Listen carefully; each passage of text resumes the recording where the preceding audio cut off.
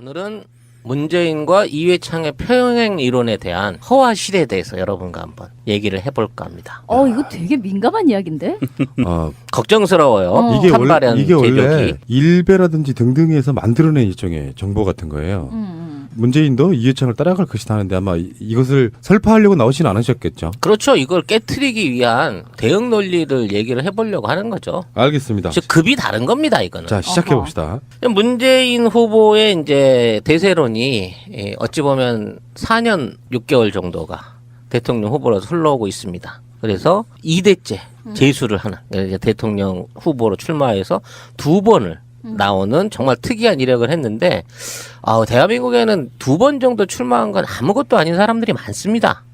가장 대표적인 분이 거의 10년 동안 대세론을 이어오고도 3번의 낙방을 하셨던 3번의 실패를 거두셨던 이회창 전 후보가 있었죠. 그래서 많은 분들이 그분의 실패에 대해서 보수 진영이나 이런 분들이 아쉬워하십니다만 사실 민주 진영에서는 승리의 파랑새죠. 고마워. 우리가 승리한 2번의 승리를 모두 이분이 깔아주셨어요. 이분이 비단길을 깔아주신 분 아니에요? 맞아요. 근데 이제 정정 하나 할 것은 2번만 대세론이었고요. 마지막 하나는 대세론이 아니라 완전히 쪼그라든 상태에서. 예, 그렇게 네. 나왔죠. 그래서 한 15% 얻었나요? 그게 놀라운 거죠. 무소속으로서 15%를 얻어낸 후보는 전무후무한 수준이거든요. 무소속이었나요? 그때 뭐 네, 자유선진당인가를 만든 건 그 이후인가요? 예, 그건 이유고요. 그래서 자 이런 이회창의 추억이 우리한테 아련히 남아 있는데 최근 들어서 이제 문재인과 이회창을 비교하면서 문재인도 이회창의 길을 걸을 것이다라는 굉장히 저주 섞인 얘기잖아. 그렇죠. 어차피 이 대세론은 있지만 결국은 안 된다. 뭐 이런 식의 평행이론 설파하는 악의적인 이론들이 있어요. 얘기들이 있습니다. 근데 이게 아니다라는 얘기를 지금 해주시는 그렇죠. 왜냐하면 이게 우리가 모르니까 표면적인 것만 보고 둘이 비슷한 느낌이구나라고 생각을 하는데 그 속을 들여다보면 완전히 다릅니다. 그리고 우리가 일반적으로 알고 있는 이회창의 실패 원인이 아들의 병역 비리 이거 하나에만 국한돼 있는데 사실상 아들의 병역 비리는 일부분에 지나지 않은 거예요. 저쪽에서는 맨날 얘기하는 게 김대엽이 사기꾼이어서 그렇다 또 막 이런 얘기 연락이 하거든. 그러니까 그 부분도 뭐 어느 정도 연관이 있겠습니다만은 애초에 정책을 끌어나오고 선거 전략을 끌어나오는 데 있어서 지나친 자신감이 독이 됐을 수도 있지만 너무 덕불장군 형태의 이른바 패권 정치를 했다고 하는 그 증거들이 이제 지금 분석이 되고 있는 거거든요. 네. 그런 부분을 좀 얘기를 해봤으면 합니다. 네. 일단 기본적으로 이회창 씨는 1935년생입니다. 아주 옛날 사람이에요. 예, 현재 83세가 되신 건데 이분 고향은 황해도 서흥 지역이에요. 황해도에서 출생을 하셨는데 이분이 이제 서석초등학교, 경기중학교, 경기고를 졸업하시고 그 광주 소속 초등학교가 광주예요. 전라도에 있는 광주. 진짜? 거기서 초등학교는 거기서 나왔어요. 그래요? 그리고 경기고로 간 거니까 몰랐네. 굉장히 독특한 이력인 거예요. 공부를 엄청 잘했다고도 할 수 있는 거지만 이분이 원래 어렸을 때는 이제 아버님을 따라서 아버님이 법관이셨으니까 여기저기 옮겨 다니는 과정 중에 광주에서도 살았다는 굉장히 중요한 얘기죠. 안 중요한가? 그리고 아니 뭐 흥미롭네. 예. 서울대 법과대학을 나왔고 하버드 대학교, 캘리포니아 버클리 캠퍼스, 야 스펙 죽인다. 극동 국립대학교 또 명예학 박사를 받으셨죠. 뭐 하여튼 이거 스펙은 최고라 치고. 최고입니다. 이분은 뭐 이제 88년 이후에 대법관을 지내셨고 선관위원장, 감사원장, 국무총리 등을 두루 역임하시면서 아니 이때까지는 되게 좋았어. 보수의 아이콘이었어요. 좋았어. 사람들에게 굉장히 대쪽 같은 판사다. 그리고 굉장히 뭐 합리적인 보수 이런 식의 얘기를 많이 들었었어요. 그때 그 기억들 아실지 모르겠는데 김영삼 정권이 최초 이제 문민정부가 들어선 거였잖아요. 그때 감사원장 하면서 김영삼보다 인기가 높았던 맞아. 바로 그런 정치인이었죠. 그래서 김영삼하고 끊을래야 끊을 수 없는 이제 정치적인 인연을 이어오면서 전개에 입문을 하게 되는데요. 일단 이분은 집안이 대대로 금수저고 그리고 이제 친가 쪽은 아버님이 이제 큰아버지 이태규 박사가 세계적인 물리학자였고 아버님은 이제 일제시대 때부터 검찰 서기를 하시다가 서울지검 검사를 하셨고 나중에 이제 지검장과 교정국장까지 근데 가신 분이고요. 일제시대 때 뭐 검사 판사 했다 그러면 뭐 친일을 한 거지. 하여튼 그건 그렇다 치고. 아무튼 대를 이은 기득권이 있었고 그래. 그다음에 외가 쪽은 그 전남 단양의 천석군 집안입니다. 또 그래요? 그러니까 부인 그 외가 쪽이 저 단양 단양 쪽에 이제 완전히 큰 부자였고 외삼촌 세 분이 모두 국회의원을 지낼 정도로 막강한 지역 유지구나. 그렇죠. 지역 유지였던 지방 거죠. 포호 뭐 네. 이런 거. 그리고 이제 부인 그러니까 처가 쪽은 또 엄청난 면문가로 장인이 한성수 씨라고 대법관을 역임하셨던 분이고 뭐 처남들도 뭐 대전 고법원장이나 한대현 씨라고 그다음에 이제 서울대 치대 교수 뭐 이런 류의 권문세족이야 권문세족. 아무튼 우리가 알려져 있는 정치인 중에는 최고 엘리트 가문의 어떤 후예인 거죠.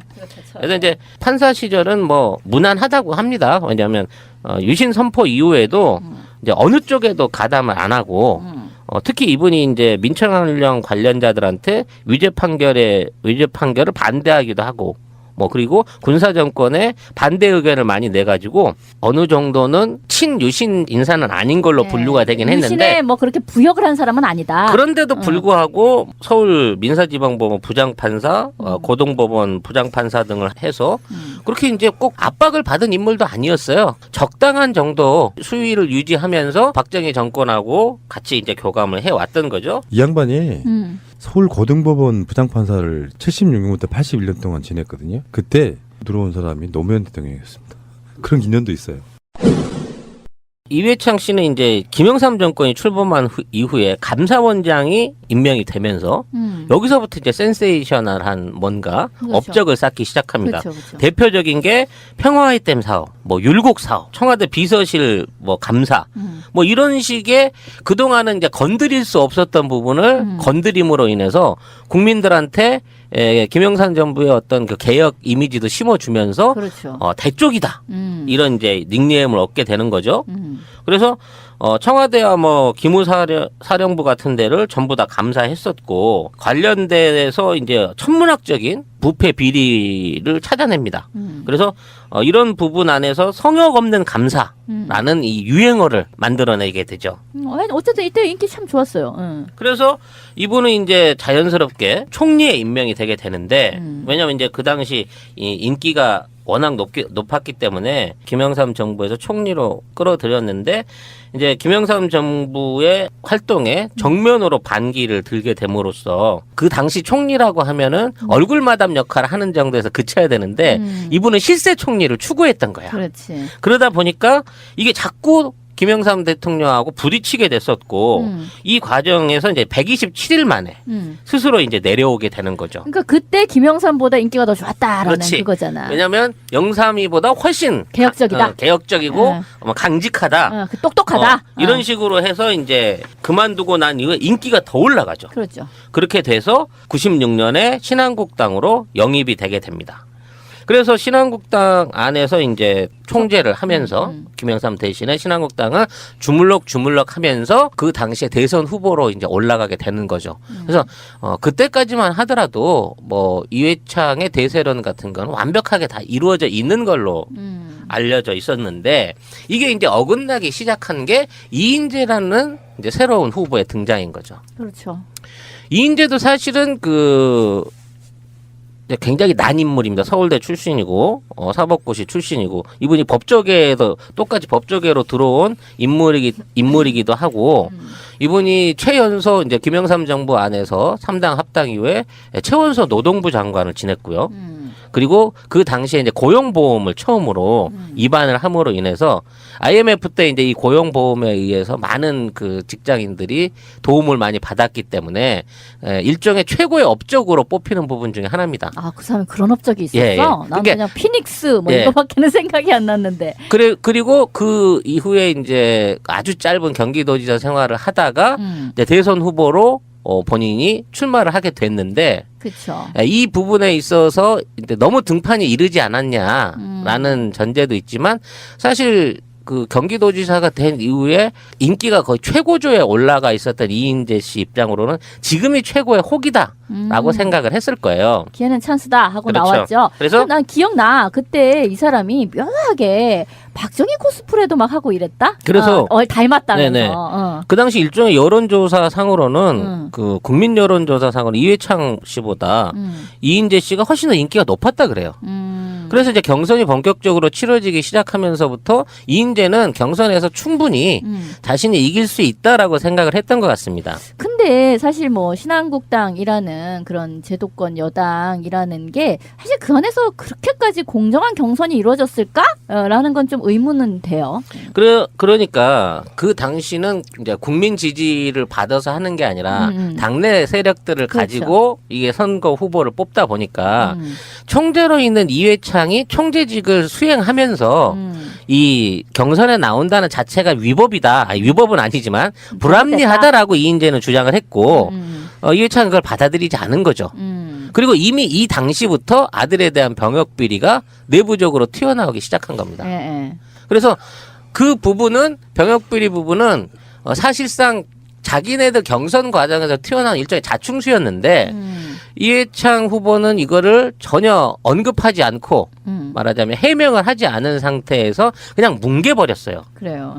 그 당시 이제 병역 비리로 이게 비리인지 아닌지는 사실 알 수가 없습니다. 왜냐하면 아예 법적으로 조사를 안 했거든요. 이 법적으로 조사를 안 했다는 부분이 사실 지금도 잘못된 선택이었다고 봐지는 게 그 당시 이 의혹을 제기했던 사람이 아시다시피 김대엽 씨라고 사기꾼으로도 불리고 사기꾼 이회창 맞아요? 저격수로도 불리는데 예. 이 사람은 사실상 그 병무청에 있는 병무청 관련된 일을 하던 공무원이었기 때문에 예. 그 병적 관리를 하는 과정에서 이런 정보를 받았을 수는 있어요. 근데 이 부분에 대해서는 이제 자기가 수사관을 사칭을 했어요, 일단. 그러니까 병역비리 담당 수사관이다라고 자신의 신분을 사칭을 했는데 원래 신분은 모병 담당 부사관이었다는 거죠. 뭐 어쨌든. 그래서 이 당시에 이제 의혹으로 제기될 만한 게 병적 기록표에 이제 수상한 덧붙인 글이 있다. 그리고 본인 사진과 도장이 없다. 철인이라고 해서 이렇게 관공서에서 찍는 공식 도장. 공중불투하게 이렇게 찍히는 거. 찍히는. 그리고 징병관의 직인과 지방병무청의 대조 확인 도장이 없다. 그 다음에 군병원의 정밀 신체 검사 기록이 누락됐다. 그러니까 뭐 구멍이 많다는 거 아니야? 그렇죠. 지금. 그러니까 병적 기록서 자체에 굉장히 문제가 많았던 거예요. 그걸 이제 김대엽이라는 사람이 이제 터뜨린 제기를 한 거죠. 예. 근데 이 부분에 대해서 검찰이 수사를 아예 안 했고 뭉갰구나. 이걸 뭉개버렸던 거예요. 그러니까 이걸 뭉개도 대세에는 크게 지장이 없다라고 생각을 한 거죠. 네. 자, 이런 과정을 통해서 국민 지지율은 이인재 입장에서 자기가 높은데 예? 이회창 씨는 끝까지 자신의 대한 비리나 이런 부분 아들의 병역비리를 밝히지 않은 입장에서 완주를 해서 뽑혀버리고 나니까 이거는 잘못됐다라고 불복을 할 수밖에 없었다는 거죠. 그 당시에 이렇게 불복을 해서 본인이 나가서 단독 후보로 입후보를 하는데 그 입후보로 인해서 사실상 DJP 연합에서 승리를 거둘 수 있게 되는 결정적인 계기를 제공해버린 거예요. 왜냐하면 무려 490만 표 이상 500만 표에 가까운 표를 이인재가 획득을 했거든요. 근데 그 당시 김대중 후보와 이회창 후보의 표차가 40만 표 정도였단 말이에요. 그러니까 이제 이인재의 공덕이다. 아니 그러니까 이인재가 끌고 나갔던 보수표에 대한 보수표의 분할이 결정적인 패배를 불러왔다라는 게 이제 중요한 거 되는 거죠. 그러니까 그래? 그 당시에 여권으로 뭉쳐져 있었으면은 여권표로 갈 500만 표가 이인재 한 사람으로 인해서 다 갔다는 거야. 그러니까 원칙 정식대로 붙었으면 450만 표 이상으로 이회창이 이겼을 거다라는 수계산이 나오면서 사람들이 이제 이인재를 일종의 신한국당의 역적으로 몰고 가는 거죠. 근데 신한국당에서 이인재를 찍었던 외지에서 찍었던 이인재한테 갔던 500만 표는 사실 우리나라 선거제도 안에 늘 상존하고 있는 부동층 또는 중도층이라고 불리우는 별도의 층에서 이게 마련됐던 거란 말이에요. 특히 그 중도층의 역할을 중심적으로 했던 사람들은 이인재 강원권이라든지 충청권에 몰려있는 이른바 이인재의 충청 지역구 쪽에서 올라온 표들이 많이 집중이 됐었고 원래는 이게 이회창으로 갈 것은 맞지만 DJP 연합이 있었기 때문에 오히려 JP 쪽으로 몰려갈 수 있는 야권의 충청표들을 또 이인재가 많이 흡수한 부분도 있단 말이에요. 양쪽에서 먹었다. 그렇지, 양쪽에서 먹은 거지. 그렇지 않고 일방적으로 500만 표를 이인재 개인이 동원했다고 보기엔 애매한 거야. 그러니까 그 중간에 껴있다가 이도 아니고 저도 아니고 에이 그럴 바에야 그냥 이인재한테 한번 몰아주지 뭐 이렇게 해서 날라간 중도층의 표들이 많다는 거예요. 그래 알았어요. 응. 요 부분이 음. 지금 있는 선거에 안철수의 위치하고 비슷하게 데자뷰가 되는 거죠. 뭐 그렇다 치고. 그래서 지금 안철수의 지지율이 뭐 15%, 16%, 19%까지 나온다고 하는데 물론 그걸 고지고대로 다 믿지는 않지만 최소한 안철수가 현재 획득할 수 있는 표 중에 대부분이 이른바 우리가 말하는 중도 보수표 또는 무당층의 표들 중에서 얼마만큼 일부는 안철수에 흘러갈 수 있는 부분이 있다는 것만큼은 인정을 해야 된다는 그렇죠. 거예요. 이렇게 해서 이제 1차 대선이 끝나고 난 다음에 김대중 정부 5년 동안 이회창은 차기 대권주자로서의 위치를 계속해서 아무 흔들림 없이 이어 나왔습니다. 쉽게 말해서 지금의 문재인처럼 뭐 문재인은 온갖 풍파를 다 겪기는 했지만 이회창은 그 후로 본인에게 필적할 만한 다른 경쟁자가 없었기 때문에 좀 지리할 정도로 긴 5년의 무풍지대를 지내면서 대세론이라고 하는 걸 만들어서 오는 거죠. 맞아요. 그때 일단은 대안이 없으니까 자기들도 이제 지면서 깜짝 놀란 거야. 한나라당 입장에서는 질 줄 몰랐거든. 근데 처음으로 져봤잖아. 그래서 깜짝 놀라면서 근데 DJ에 필적할 만한 이쪽에서의 그만한 어떤 선수가 도대체 누구냐 없단 말이야 자기들은. 그러니까 그냥 이회창일 수밖에 없고 이회창을 중심으로 똘똘 뭉치자. 우리의 이 위기를 이회창을 중심으로 뭉쳐서 타개해 나가자. 뭐 이러고 있었던 거죠. 이제 그런데 한쪽에서는 이제 박근혜가 이제 곧이어 등판을 하게 되는 건데 어쨌든 계속해 보세요. 그래서 그 당시에 이제 대세론을 이어오는 과정에 문제점이 뭐냐면 국민과의 소통을 안 한 점이에요. 이회창은 그 당시에 국민들을 직접 만나거나 뭐 대외 집회 참석하다든 이런 정치 활동을 한 게 아니라 거의 거대 여당의 총수로서 굉장히 제왕적인 정치들을 꾸준하게 해오게 되는 겁니다. 그 과정에서 일종의 이제 이회창의 여러 가지 실책들이 일어나게 되는 거죠. 가장 대표적인 게 이회창 자체가 가지는 엘리트주의가 너무 드러나 보여버린 거예요. 어느 정도였냐면 당시 기자들을 만났을 때 고대 나와서 기재할 수 있어? 뭐 이런 식의 멘트를 비롯해서 인터뷰를 위해서 그 한번 이렇게 집무실에 들어갈 때는 그 멀찌감치서 90도로 인사를 하고 그다음에 굉장히 선민의식에 가까운 태도를 보임으로 인해 갖고 주변 사람들한테도 그 크게 호감을 못 얻는 그런 류의 이제 엘리트주의로 이게 드러나기도 했었고요. 나 이 사람을 이맘때에 야구장에서 본 적이 있었어요.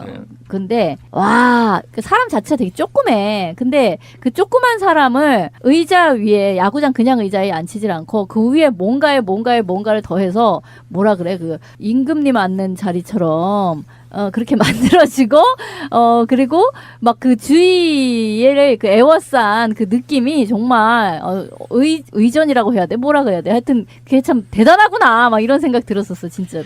그래서 서면으로 미리 질문 내용을 다 미리 고지해야 됐고 5개 이상은 할 수 없고 뭐 이런 언론에 대한 철저한 권위의식 발휘가 좋지 않은 방향으로 많이 흘러나가기도 했고요. 아 야구장이 아니라 축구장이었구나. 네. 그게 뭐 중요해? 아니야. 갑자기 누가 또 시비 걸까봐.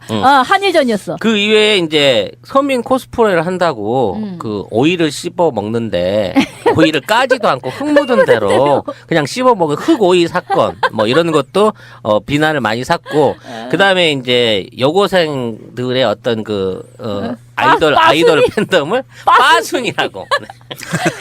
오빠 부대라고 해야 되는데 오빠 부대를 그냥 빠순이라고 하고 뭐 서민 체험을 하겠다고 러브호텔에서 자다가 뭐 모르고 잤다 뭐 이런 지금 이제 반기문이나 할 만한 엄청난 데서 서민 코스프레 쇼를 해서 표들을 많이 깎아먹은 거예요 결국은. 이 양반은 창자를 뽑아 씹어버리겠다가 최고 아니었어? 맞아.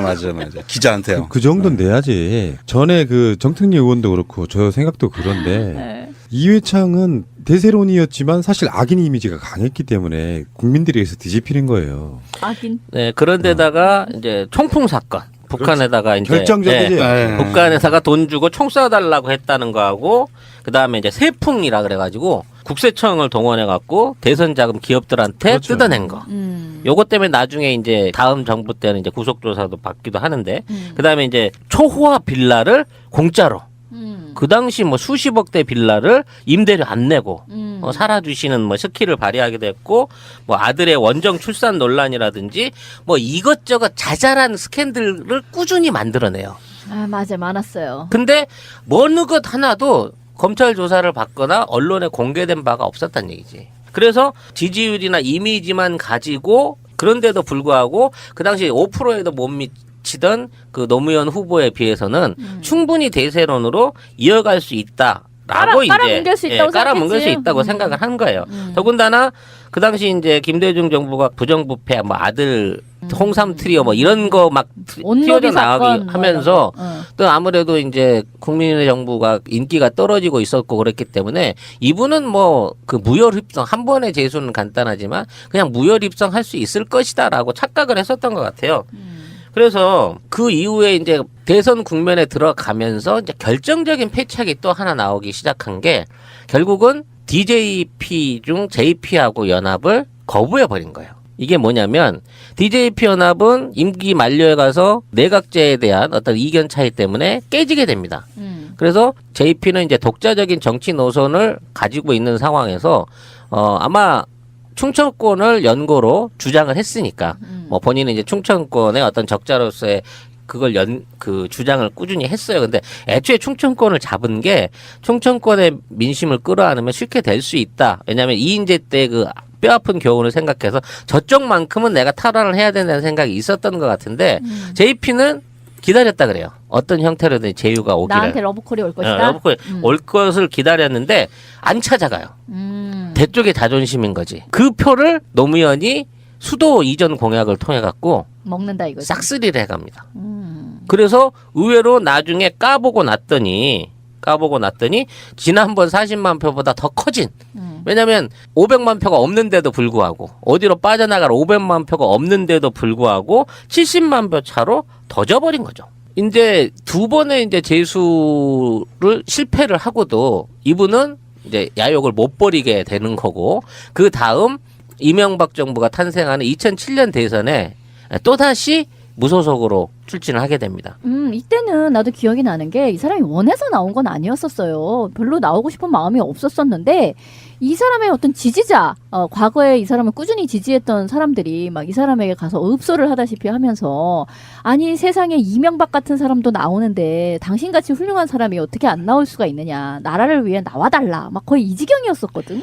근데 이 보수 지지자들, 이게 보수나 중도 지지자들 중에 그만큼 이해창은 매력이 있는 대안이었고 또 그 당시에는 또 박근혜를 찾아가서 3번 퇴짜를 맞을 정도로 이렇게 그 나름대로 좀 달라진 모습을 보여주기도 해요.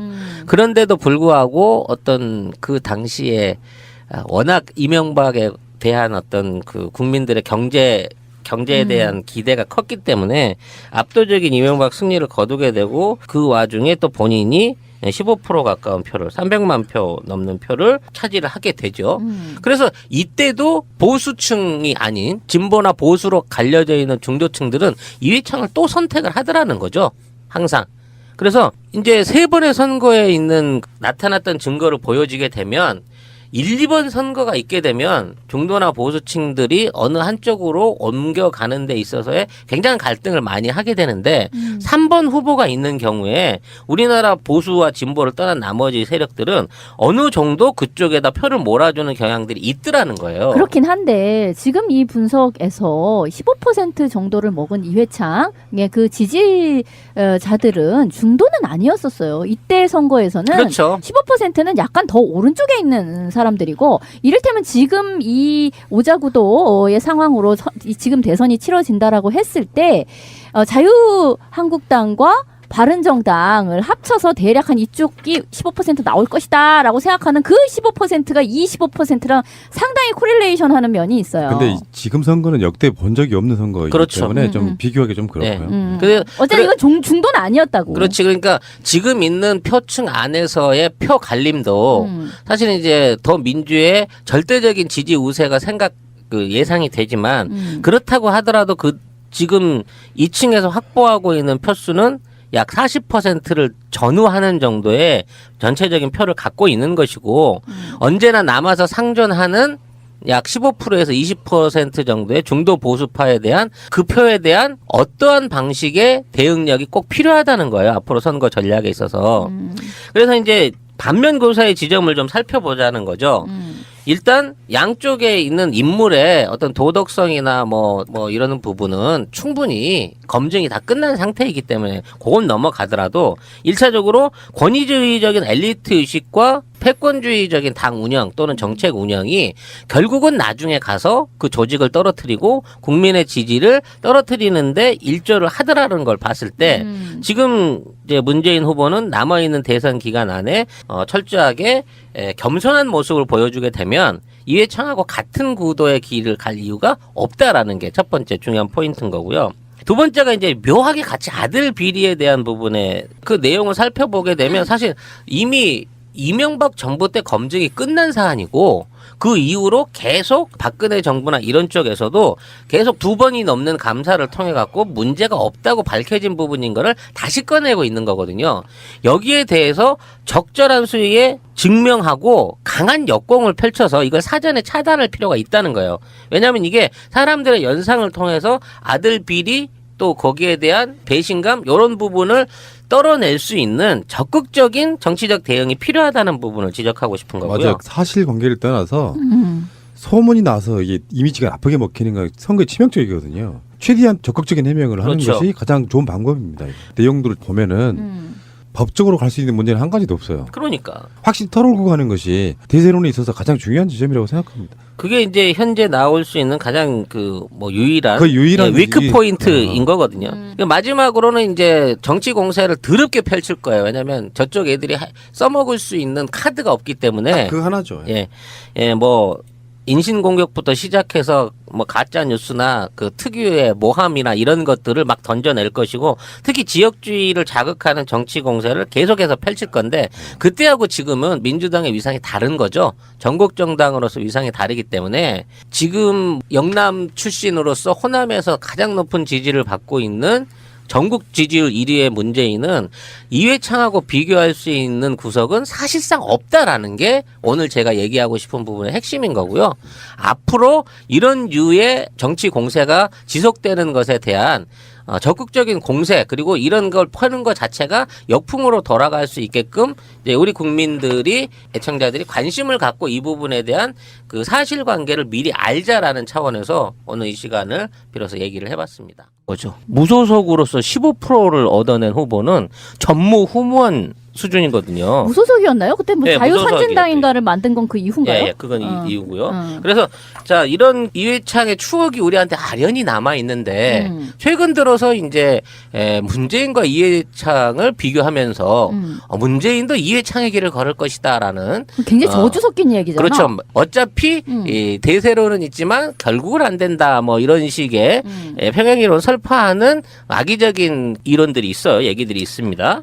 근데 이게 아니다라는 얘기를 지금 해주시는 그렇죠. 왜냐하면 이게 우리가 모르니까 표면적인 것만 보고 둘이 비슷한 느낌이구나라고 생각을 하는데 그 속을 들여다보면 완전히 다릅니다.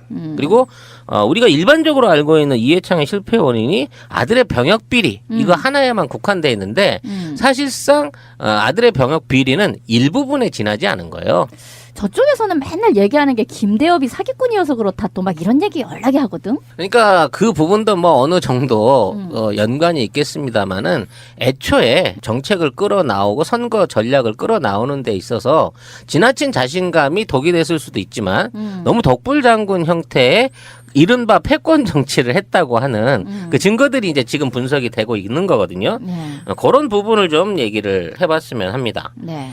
일단 기본적으로 이회창의 의제 판결을 반대하기도 하고 뭐 그리고 군사 정권에 반대 의견을 많이 내 가지고 어느 정도는 친유신 인사는 아닌 걸로 분류가 되긴 했는데 유신에 뭐 그렇게 부역을 한 사람은 아니다. 그런데도 불구하고 서울 민사지방법원 부장판사, 고등법원 부장판사 등을 해서 그렇게 이제 꼭 압박을 받은 인물도 아니었어요. 적당한 정도 수위를 유지하면서 박정희 정권하고 같이 이제 교감을 해왔던 거죠. 이 양반이 서울 고등법원 부장판사를 76년부터 81년 동안 지냈거든요. 그때 들어온 사람이 노무현 대통령이었습니다. 그런 인연도 있어요. 이회창 씨는 이제 김영삼 정권이 출범한 이후에 감사원장이 임명이 되면서 여기서부터 이제 센세이셔널한 뭔가 그렇죠. 업적을 쌓기 시작합니다. 그렇죠, 그렇죠. 대표적인 게 평화아이템 사업, 뭐 율곡 사업, 청와대 비서실 뭐 감사, 뭐 이런 식의 그동안은 이제 건드릴 수 없었던 부분을 건드림으로 인해서 국민들한테 김영삼 정부의 어떤 그 개혁 이미지도 심어주면서 그렇죠. 대쪽이다. 이런 이제 닉네임을 얻게 되는 거죠. 그래서 청와대와 뭐 기무사령부 같은 데를 전부 다 감사했었고 관련돼서 이제 천문학적인 부패 비리를 찾아냅니다. 그래서 이런 부분 안에서 성역 없는 감사라는 이 유행어를 만들어내. 오늘은 문재인과 이회창의 평행 이론에 대한 허와 실에 대해서 여러분과 한번 얘기를 해볼까 합니다. 이거 되게 민감한 이야기인데?